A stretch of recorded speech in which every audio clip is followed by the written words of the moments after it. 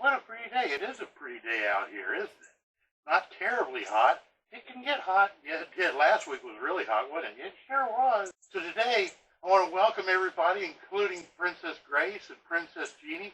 And today we've got a new book that we're going to read. And it's called The Story of Exodus. What does that mean? Exodus is when people leave someplace. They go away someplace. Like a big trip. Like a big trip. That's right. That sounds like fun. Well, let's take a look and see. You want to help read today? Yeah, but I got a joke first. Of course you've got a joke. What's your joke today? What do you get when you cross a chair with a frog? I don't know. What do you get when you cross a chair with a frog? A toadstool. Oh, gosh. Oh, Teddy, you're too much. So today's story actually going to have frogs in it. It will. It sure will have frogs in it. And we're going to see that. It's part of the Exodus story. Well, this sounds like fun. It does sound like fun. Well, you want to get to it? Yeah, let's get to it. All right. A little girl named Alice had a Bible story book. She often liked to read it as she sat beside a brook. One day she picked a story that was thrilling as can be, all about a man named Moses and the parting of a sea. Moses, isn't that the guy we talked about last time? It is. He was a baby then. Yeah, but now he's a grown man. Really? He's grown up that much in a week? Well, this is a story. He lived a long time ago, so this is picking up the story a little bit later. Oh, okay. This is the part about the airmail bird, isn't it? It sure is. Can I read it? Yeah, you want to read it? Sure. As Alice read, the airmail bird stopped by for just a minute to deliver her a letter with a special message in it. Reading is the magic key to take you where you want to be. You want to keep reading? Can I read this one? Okay, you can read this one. Her book became a great big screen. The screen grew tall and wide, and Alice took a little walk to Bibleland inside. How about I read the next page? Okay. She looked around, and suddenly, much to her surprise, an Israelite named Moses appeared before her eyes. Is that old guy him? Old guy is him. It sure is. He has grown up. He certainly has. A cruel Egyptian pharaoh many years ago had enslaved the Israelites and became their bitter foe. I remember that guy. He was mean. He was mean. Now God had called on Moses and gave him this command: free the Israelites from Egypt and lead them from that land. Did he do it? Well, let's see what happened. So Moses went to Pharaoh and made a solemn plea. Let God's chosen people go. Let them all be free. That's a good idea. Look, there's Alice with a little birdie. This Alice with a birdie. I thought you said there were frogs in here. There are frogs. Just hold on. Okay. The Pharaoh answered angrily, let your people go? Why, who will work and slave for me? The answer is no, no, no. Ooh, he really didn't want him to go, did he? No, he didn't. God chose to send a message to show his awesome might. The Nile River flowed with blood before the very night. Blood? Blood in the river? Yeah, the whole river turned to blood, and all the water in Egypt. All of it? Yeah, let's read. Okay. The Egyptians had no water. They were thirsty as can be. But still Pharaoh wouldn't let the Israelites go free. Then God sent them another plague to show his mighty hand.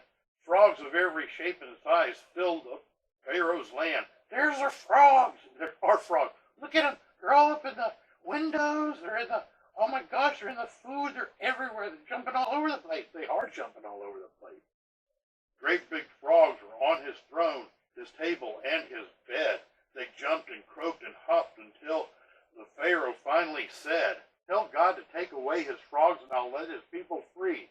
But Pharaoh didn't keep his word and acted wickedly. Oh, look at all the frogs they are. They're in his bed.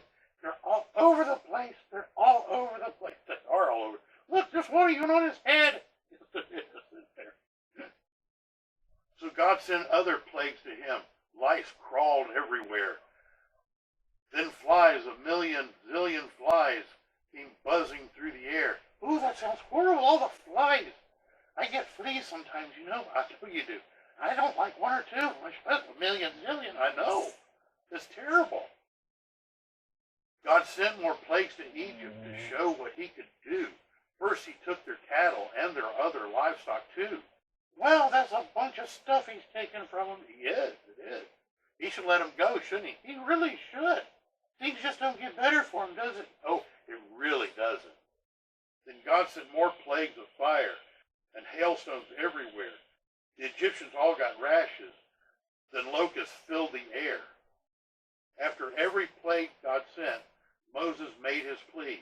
Let God's children people go. Let them all go free. Does he let them go? I don't know. Let's see. Yeah, let's read on. Yeah, can we get on it? Yeah, get on it, Papa. Just get on it. And after every plea he made, Moses always heard. Soon I'll free the Israelites. Then Moses broke his word. That's bad. He just never keeps his word. He doesn't. And so God sent his greatest plague, and with his mighty hand, darkness covered Egypt, every corner of the land. Ooh, it was dark all the time. Yeah, it was dark. Ooh, it was a thick dark. They said you could actually feel how thick it was.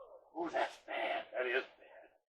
The Israelites all marked their homes as they had been told to do, so they would be passed over as an awful plague came through. How did they mark their house? Well, they put blood on the side posts and at the top lintel of the door, you see? Oh, okay, I see that. Why did they have to do that?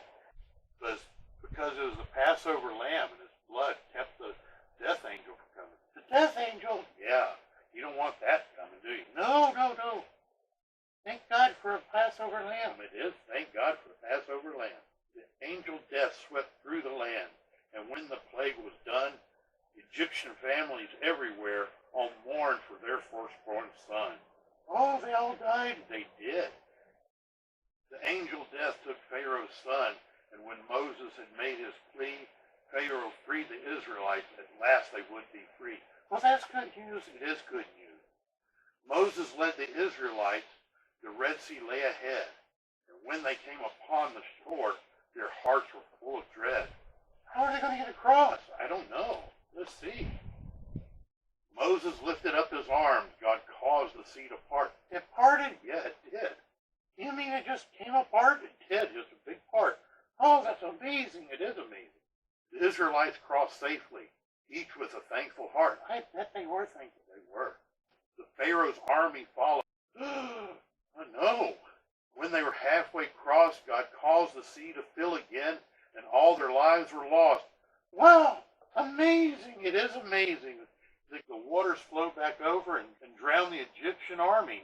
That's awesome! The time had come for Alice to leave her Bible theme. She came back home from Bibleland by walking through her screen. Can I read the rest? Sure you can. Alice thought, I learned a lot today in Bibleland.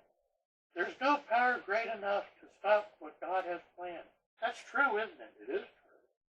And those who follow in his way and practice what is right will know that they are protected by his holy and awesome might.